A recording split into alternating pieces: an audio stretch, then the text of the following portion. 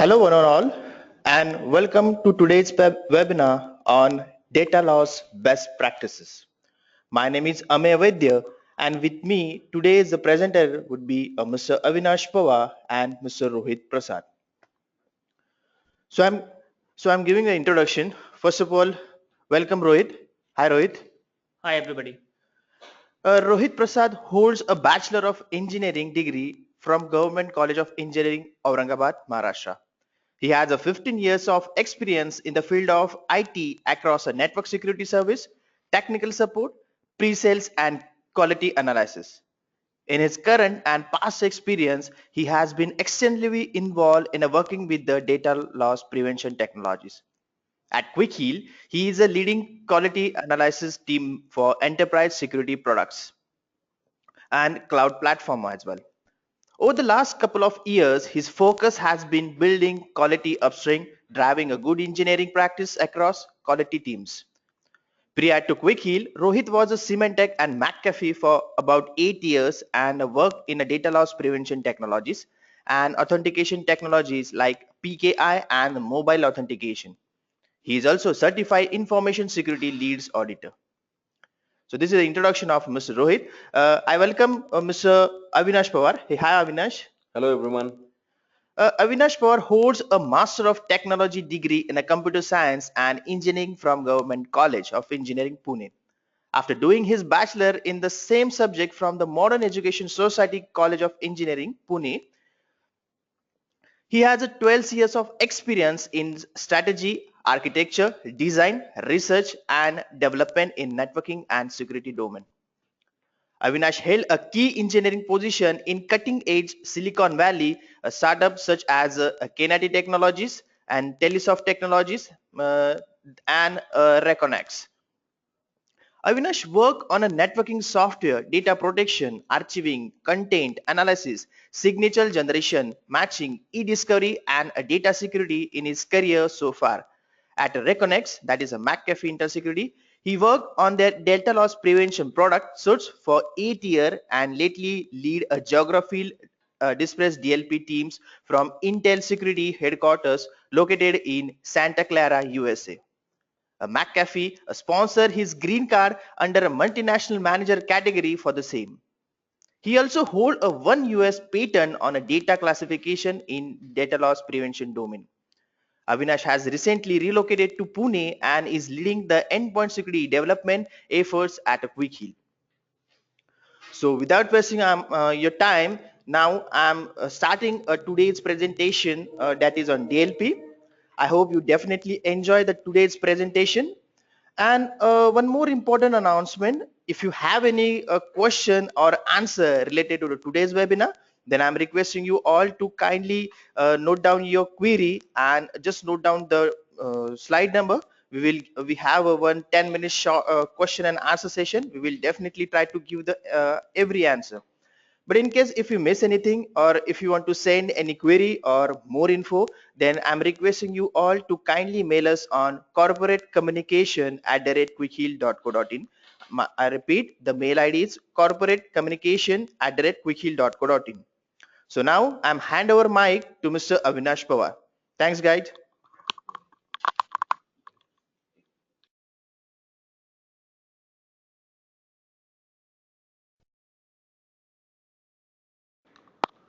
Hello everyone. Thanks Amey for the wonderful introduction. So we'll start with the presentation on data leak prevention best practices. So yeah. So slide number 1, we will just go through why we need DLP and how do DLP actually prevents data from leaking out and what mechanism it uses to do that. So as my point number 1 says that data leak prevention refers to technology used to reduce the risk for the loss of sensitive data. So these days we have a lot of plug and play devices and many other mechanisms through which we can actually leak the data out of the network or out of the endpoints. So data leak prevention technology helps in preventing those losses out of your corporate network. Now, how do we actually it does that? So it applies a lot of policies with respect to the content and the context. When I say content and context, I mean what kind of data is being leaked out and what channel is being used to leak the data out. So it applies the policies dynamically based on these two options, and then raises a flag accordingly.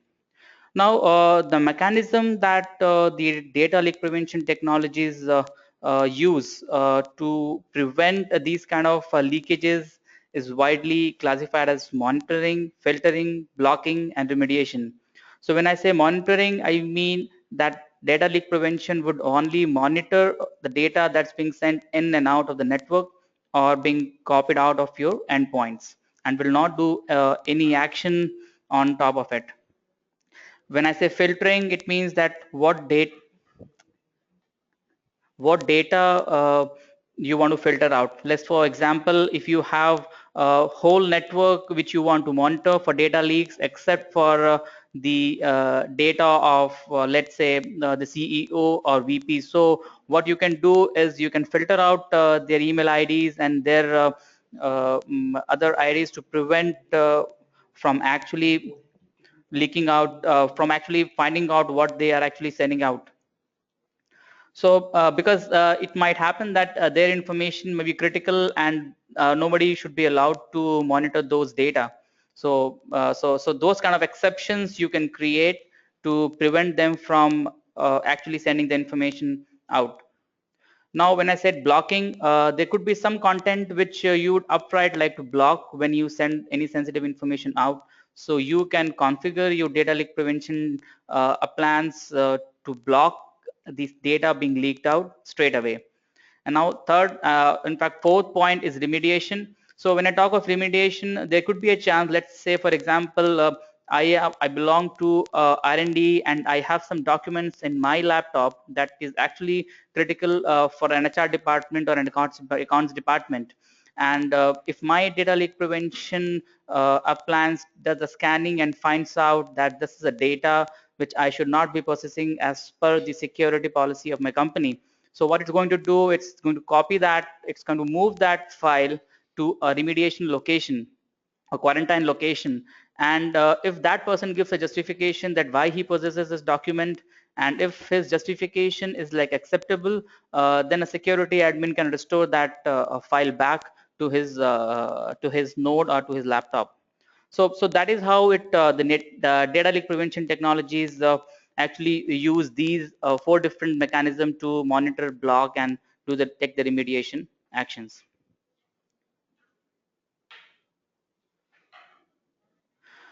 Yeah, so now we move on to the next slide, where I'll just talk about briefly what are the different aspects of data leak prevention technologies. So we classify the data in three different types, like data at rest, data in use, and data in motion. So now when we talk of data in motion, it is any data that we send in and out of the network. So now the internet, every channel that we have through which the data can be leaked out is open for a communication. It is not that we block internet when we sit inside the company, we block USB when we sit inside the company. So every channel of communication is open. Now we need to monitor what content is being sent in and out of those monitored channels. So anything that we sent out on the network is called as data in motion. Now, if there is any data that resides in my laptop or my desktop, which I'm not supposed to keep based on the company's security policy, so that will be, if my data leak prevention technology identifies those data during its scanning cycle, so that will become a data at rest, because that data is not moving out anywhere, but it's residing. But that can be compromised because I have that data which I should not be processing. Now, the third type is data in use. Like I have a USB on my machine, I have the CD drives on my machine. So there are different channels which I can use to move the data out of my node. It may not go on a network, but it can still be moved out into different USB devices or CD drives, or maybe even the printouts. So that's the data in use. Now we move on to the next slide, which talks about the data leak channels. So now we these days we have a lot of open channels through which the data can be leaked out, and definitely there are certain channels which DLP cannot monitor, but still the protections are available for a commonly used data leak channels like plug and play devices. When we say plug and play devices, it's like the USB and other USB or the hard drives that you can actually connect to the USB ports. Bluetooth is another famous media these days through which you can do a file transfer. So that's a wireless media. Email, everybody very well knows about it. Webmail, instant messaging, blogs, social media, web pages, hard copy, encryption technologies. Now, talking of encryption technology, this is very important because there are a lot of DLP technologies who may not be even able to identify what goes out. If you have a gateway level devices, they might not be able to identify what data is being moved out just because it's encrypted. So, but when we have a host level data leak prevention devices, they actually can identify anything that's been uh, leaked out just before they are actually encrypted. So it's important that we have these protections on our laptops or on our desktops to make sure that any leakage don't happen within the corporate. So so far we talked about these what's DLP and what are different leakage mechanism and how DLP deals with it. Now I'll hand over the mic to Avinash Pawar. So he will talk about what best practices we can use and how we can implement them so that we have a most effective DLP in our corporate. Thanks, Rohit. Thanks for setting up the webinar. And thanks, Amaya, for your kind introduction. Okay, so let's get going. So as Rohit said, he just explained like what, why, and how and where the DLP comes into picture when you talk about organizations, enterprise organizations. So I'll just uh, proceed further with what best practices are followed in the industry if you want to implement DLP solution in your organization. So very important thing is your focus should be on setting the expectations right whenever you decide to have a DLP solution in your organization, because that is very critical. No solution in the world will cater to all the requirements. So you have to prioritize your requirements as well, like what all requirements you think are very important for your organization. So then once you have set your expectations, prioritize them, then you can define your internal processes and go ahead with the deployment. What we have observed so far in our career, like the greatest barriers in deployment of DLP are not the technical challenges or the technological issues, but it's rather the failure to understand the expectations or what type of data you have, what type of data you want to protect, and how do you want to protect it, and what is the reasonable expectation in the real market. So these are the important things. So before you decide to go with DLP deployment, there are some fundamental questions that you need to ask yourself as an organization. First is you need to identify what sensitive data you have in your organization.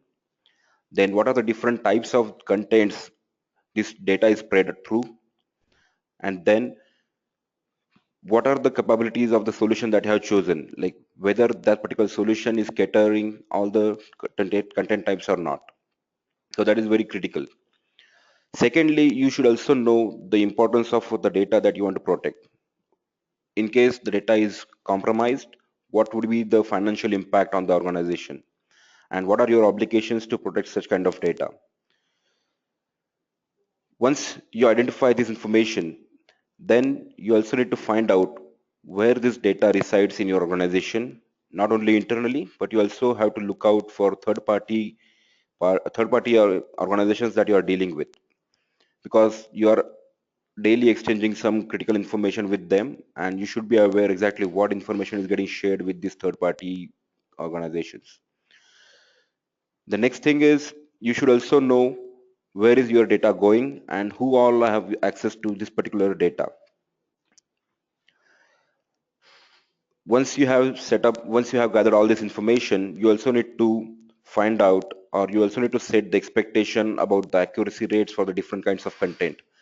As I said earlier, not a single DLP solution can give you 100% perfect protection. So but you can definitely set your expectations about the accuracy rates. Then you also need to look out for the protection options that are provided by different DLP solutions. Like, can we block USB device with this particular solution? Can we move files if those are identified as data at rest and they are containing some critical information? Can we monitor the network activity from the endpoint?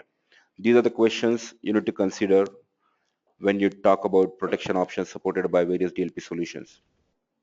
You should also look out for performance, because when generally all the organizations try to scale their organization, right? They keep on hiring, so the number of employee or the employee strength keeps growing. So when the company grows, obviously number of endpoints that you are having in your organization grows. So you need to be very careful when you choose any DLP solution from performance point of view. Having said that, you should also see, when you decide a particular solution, how do you want to deploy it? Like, do you want to deploy it right away over entire infrastructure, or do you want to go in a stage implementation? So our recommendation would be go for stage implementation, and the reasons will be described in further slides. Another point that you must consider is all the DLP solutions have inbuilt scanning mechanisms. When you say scanning, they basically scan the content that is available on your network or on the endpoints. So whenever we talk about scanning, we have to talk about the scanning frequency, and it can be in hourly. You can scan, you can choose as a daily basis or a weekly basis, or you can always go for a continuous scanning mechanism. But then you have to also consider the side effects of this particular thing. Whenever you go for continuous scanning, obviously you are scanning the hard disk if you are talking about endpoint, but if you are scanning over network, you have to also consider the network bandwidth. So it definitely affects the regular activities that you are performing on the endpoint, because ultimately it will be consuming your CPU, it will be consuming your RAM. So based on that, you have to decide what type of frequency you want to go with. Once you have selected all these options, you should also look for the reporting options and the workflow capabilities provided by the solution. Because if your DLP solution is giving all the features, but if the reporting mechanism is not good, it will be of very less use. Because when we talk about DLP, we are interested in protecting the incidents that might occur, or you are also interested in minimizing the number of incidents that are happening. So reporting mechanism is very important. So having said that, when you talk about enforcement actions on the endpoint, you also need to consider what type of enforcement actions are provided by different DLP solutions. As Rohit mentioned, different enforcement actions could be like encrypt, it could be move a file, it could be a delete a file, or it could be just a monitor action. So these are important parameters that you must consider, and based on that, you should set your expectations right and prioritize them. So I'll talk about prioritizing it more in the next slide. But it is, as I said, it is extremely important to start defining your phased implementation, because most of the times what happens, people or the operating officers, they directly deploy DLP solution throughout infrastructure without understanding what kind of content they have, what type of data they have, and the side effect is you get a lot of false positives. And if you have chosen notification mechanism for the employees, the employee will get unnecessary emails about their actions, and there is a chance of having irritation between the employees.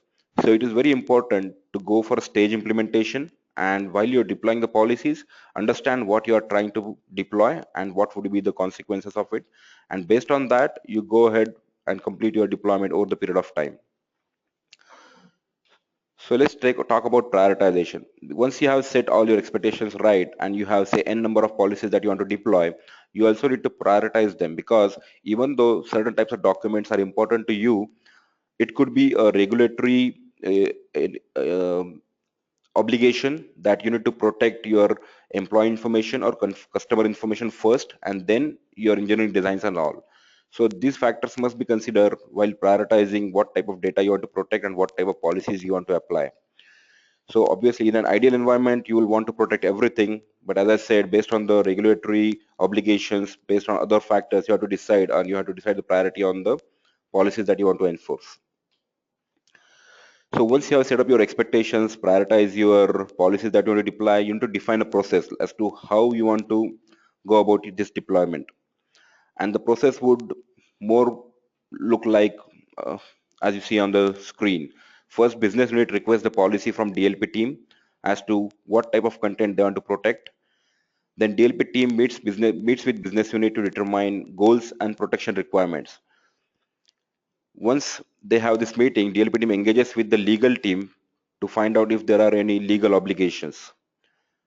Having done all this, DLP team drafts the policy, and this policy is initially tested in the monitoring environment only, so that if there are any false positives, you can fine tune the policy. Then DLP team defines the workflow for the selected policy. Once you are okay with the incidents that you are getting with the selected policy, you can take action on them, like whether you want to keep monitor mode only or you want to take a decisive action like move, delete, or encrypt. Then DLP team reviews the final policy and workflow with the business unit to confirm whether the requirements are being met or not. Once all this is done, appropriate business unit notified of new policy and any required changes in the business processes are done. Then policy is actually deployed in the production environment in monitoring mode, but with full workflow enabled. So that even after applying the workflows, if you get any false positives or any other issues, you can take a corrective action before you actually enforce it. And once business unit certifies this particular deployment as stable, then you can enforce all the actions that are given by the solution. So this was a process for creating policies for within your DLP deployment. So once you have policies created, obviously you will start getting incidents, and you should also have a process to deal with such kind of incidents or violations. So I will talk about it in the next slide. So there should be a process to handle these policy violations as well. So you should find out in your solution whether there is a mechanism to, detect the violations, and whether that those violations can be shown in a proper way, or the reporting mechanism is good to show those violations. Then once you have incident handler, there should be a process to confirm that incident and severity, and there has to be a way in your solution to define a severity or change the severity for a particular incident. If there is an action required, that action should also be supported, or actions can be send an email to the manager or HR. So those kind of actions should also be supported. Once such incident has happened, there should be a way to contact a concerned business unit. So whenever policy is triggered, the appropriate concerned contact is getting notified with the violation. Then that particular person can evaluate the incident, and if required, he can take the protective action on it. Most of the cases, the violations are not strict, so we can even think of notifying the employee about whatever has happened, and we can educate him. Most of the times, if the critical violation has happened, it is required to involve HR. So there has to be a way to notify such kind of incidences to HR. Then HR can take appropriate action like educating the employees and then close the incident. So all these workflows should be supported by a DLP solution that you have selected. So you need to look out for these options. Then let's move on to next slide, where okay, where I will talk about the deployment process. So as you can see in the diagram, and as I mentioned earlier too, never go for a complete deployment right away. Go for a stage deployment. So as you can see in the diagram, you will be selecting a portion of infrastructure. For example, you have 8 branch offices. You can select one of them and deploy a minimal set of policies or initial set of policies, which we'll be calling as baseline policies. Then run this particular deployment in monitor mode only. So whatever incidents you get, you can evaluate those incidents here, and then you can actually see whether you are getting false positives or if there are any false negatives. So if there are any false positives, you can take a corrective action and modify the policy. And if you see that you wanted to have some protection for certain file and that file was not protected, which we call as false negative, you can add that particular protection. And like that, you can expand your policy scope. And this process continues for a couple of weeks or maybe few months. And once you are happy with whatever incidents you are getting and the workflow that is going on, you can actually go ahead and cover other infrastructure. So having talked about deployment and how to cover your infrastructure, you should also consider different challenges all the DLP solutions are facing. The major challenge is false positives. As I said, there is no single DLP solution in world which can claim that we do not have a single false positive, because that is not possible, because every every organization have varied number of content, different content types. Their expectations are different from different solutions. So you need to understand those, and based on that you have to fine tune your policies. Then, yeah, even though we have various channels getting monitored, still there are chances of evading the DLP. Like Rohit said, there are a lot of handheld devices these days available in the market. People can have camera or they have mobile phone. They can just take a picture of a document and go away. And as of now, there is no single DLP solution that can extract content out of picture. We can definitely extract content out of various binary formats like MS Office, PDF, and other documents. But if it is a JPEG picture or other image, we cannot extract a meaningful text out of it. So that's those kind of challenges you need to be aware of. And obviously, as Rohit mentioned, the growing number of plug and play devices and huge number of content types available in the market, these are obviously a major challenges any DLP solution is facing these days. So whenever you choose for any DLP solution, you should be aware of these challenges as well. And then you can make appropriate decision based on all the information that you have gathered and all the analysis that you have done. So to conclude, whatever we just mentioned, these are of course fictional based practices, and most of the times these will suit most of the organizations. But having said that, you should every every deployment is different, so we have to analyze separately each and every deployment. But key takeaways from this particular webinar could be like: start small with few simple policies and limited scanning footprint. Then grow your deployment as you reduce number of incidents and violations to keep your incident queue under control. Then start with monitoring mode and alerting and employee education. Then you can move on to actual enforcement. And you should understand DLP is a risk reduction, not risk elimination technique. So use your DLP to identify and reduce exposure, but don't expect it to magically solve all your data protection issues. So when another thing that you can take it out from this particular webinar is, when you add a new policies, test first test first with limited audience before you roll out to entire infrastructure, even though you are already having some policies deployed throughout the infrastructure, because every policy is different. So even for policy wise also, you can go for stage deployment. So having talked about this, we are done with the best examples or best practices for deploying DLP, and we are open for any questions if you have.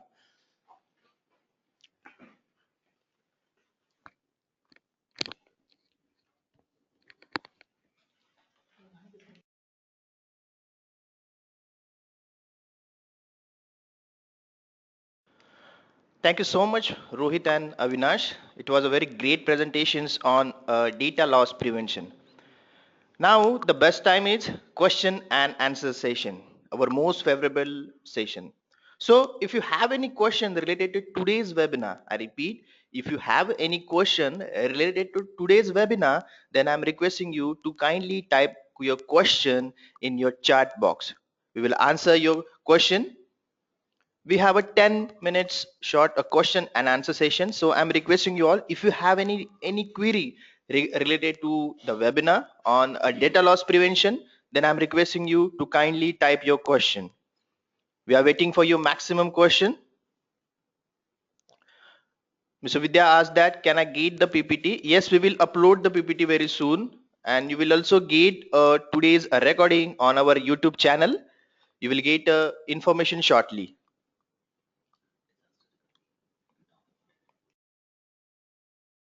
We got another question from Mr. Krishnan Kanaya, and he asked that, I want to know about the disaster recovery. So I'm hand over mic to Mr. Rohit. Hi. So when we talk of a disaster recovery, my suggestion would be that normally what DLP solutions provide in this case is you need to have a backup of the policies that you're enforcing, because that's the key in DLP.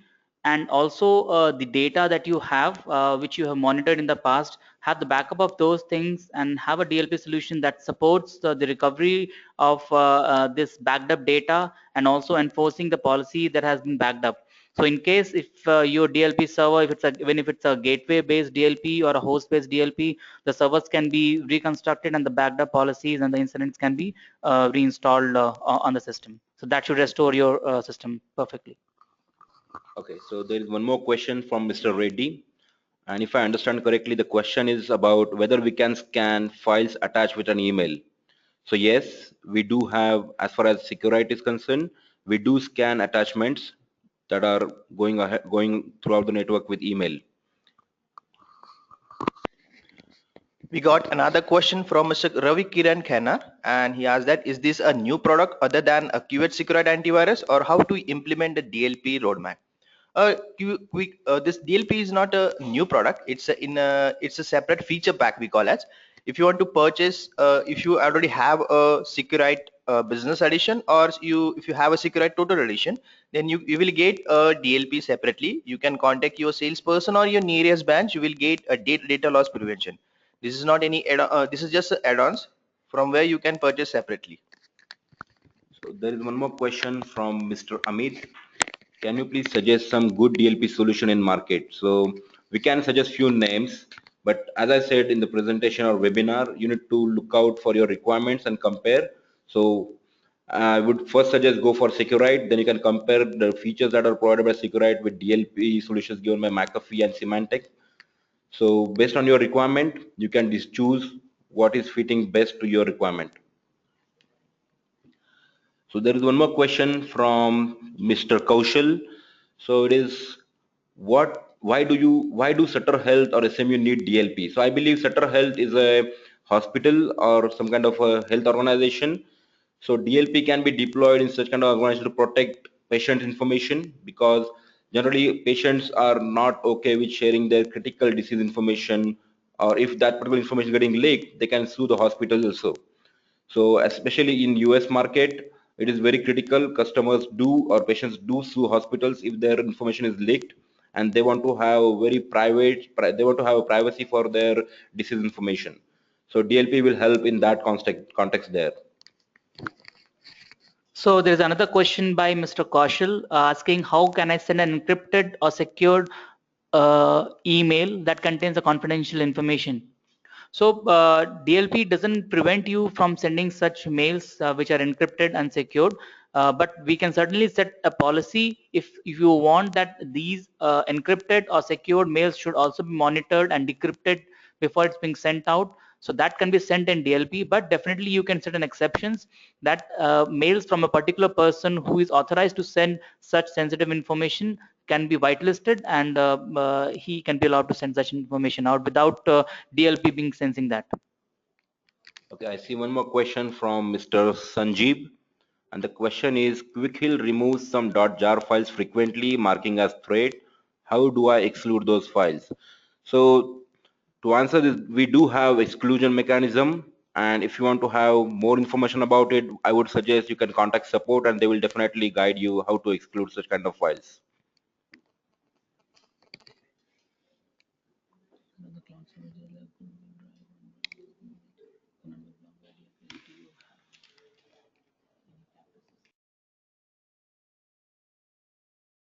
Go, yeah. So anything that we are putting on the cloud,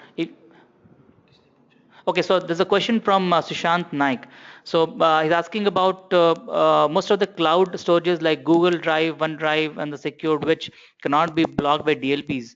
Do you have practices for this type of situation? Okay, so I will answer this. It's not true that if you take Securite solution, we do protect such uploads. So if you have deployed security DLP in your organization, and if any of your employees trying to upload some document to a Google Drive, it will definitely block it if there is any sensitive information found in that particular document. In fact, it's not just about the Google Drive, but even if you do a copy paste within the different applications, even that's going to be identified, and even within the LAN, if you do that, it will be identified. So definitely Google Drive is covered there. There is one more question from Miss Vidya. How to implement at different locations with centralized server?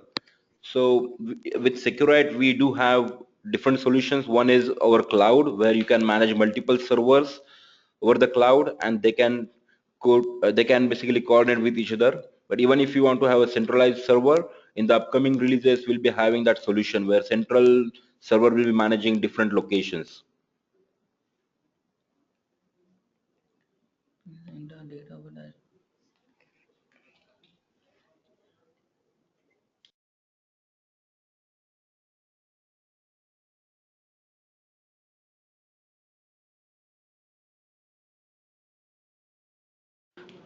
Yeah, so there's a question from Lakshmi Reddy. Does the IT manager can see the entire data of attached file contains through the official slash unofficial mails? Yeah, so if you have the DLP, because DLP does a deep packet inspection, so it actually scans all the files, mail body as well as the mail attachments. So if a IT manager is authorized to see the DLP logs and the DLP reports, he will be definitely able to see that, and what files he is actually sending out, he will also be able to see those files as well. Okay, so I believe my answer was not clear to Miss Vidya. So she's asking, can you please explain it? So I hope the explanation you need for the question where you asked how to implement DLP at different locations with centralized server. So to answer that again, we do have that mechanism coming in our upcoming release where we'll have central server that can manage multiple branches. That would be with central server. But if you want to have a current solution right away, we do have a cloud solution where you can manage multiple EPS servers over the cloud, and you can choose to deploy separate servers at a separate branch. But if your requirement is to have a single server and to manage different branches, we are planning to have it in our upcoming releases. I hope that answers your question, Vidya.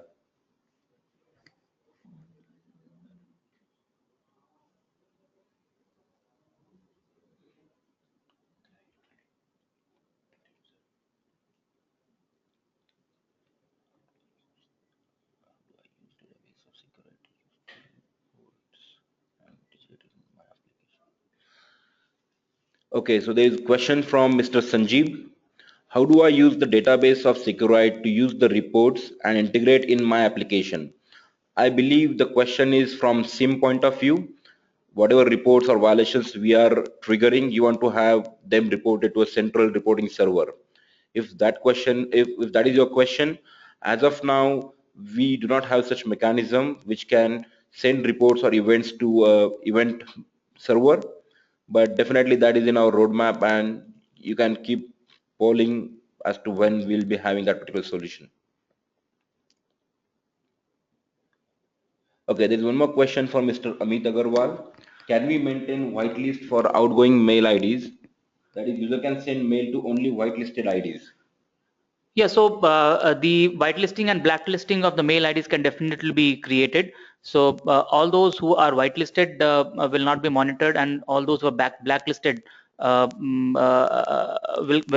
in fact, once you do a whitelisting, rest of the emails become blacklisted, right? So whatever you have whitelisted will not be monitored for their content.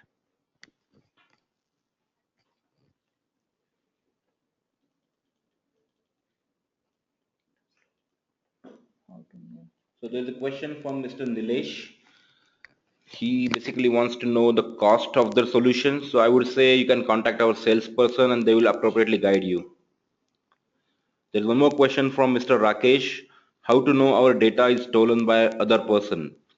Okay, so if you would have attended our webinar, there are different policies that our solution allows you to configure, and based on your policy, you can get notified on the different violations.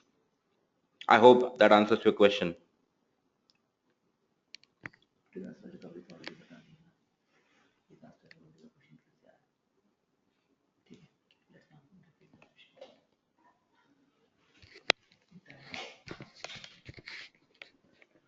So thank you so much, Mr. Rohit and Mr. Avinash. I hope you will get every answer. But still, if you have any query regarding the today's session, then I'm requesting you to kindly mail us an corporate communication at the rate quickheal.co.in. So here we are wind up our session now. I'm again requesting you all to please mail us on your corporate communication at the rate quickheal.co.in. If you have any feedback, then yes, your feedback is also welcome for us. It will help us a lot. So again, thank you so much for joining the today's webinar on the DLP. Wish you very best luck. Thank you so much. Goodbye.